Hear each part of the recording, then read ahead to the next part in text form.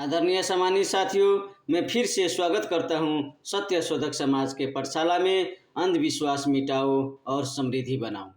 आदरणीय सम्मानित साथियों, आज चर्चा करूंगा बाबा साहेब भीमराव अंबेडकर का सामाजिक समानता का विचार।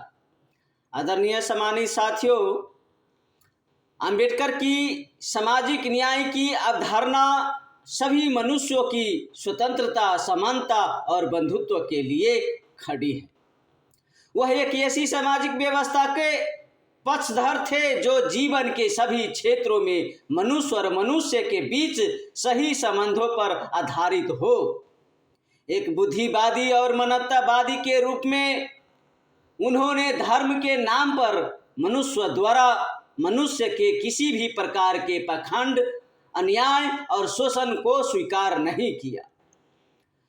वह एक ऐसे धर्म के पक्षधर थे जो नैतिकता के सार्वभौमिक सिद्धांतों पर आधारित हो और सभी समय, सभी देशों में और सभी जातियों पर लागू हो। यह तर्क के अनुरूप होना चाहिए और स्वतंत्रता, समानता और बंधुत्व के मूल सिद्धांतों पर आधारित होना चाहिए। उन्होंने जाति व्यवस्था को हिंदू धर्म की सबसे बड़ी बुराई माना।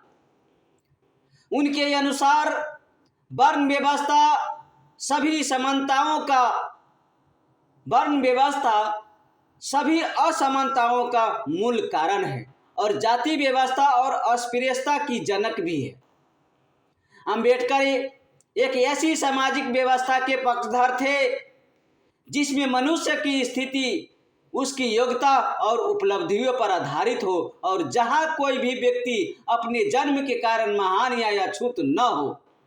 उन्होंने देश के सामाजिक रूप में उत्पीड़ित और आर्थिक रूप से शोषित लोगों के लिए अभिमान्य व्यवहार की नीति की वकालत की।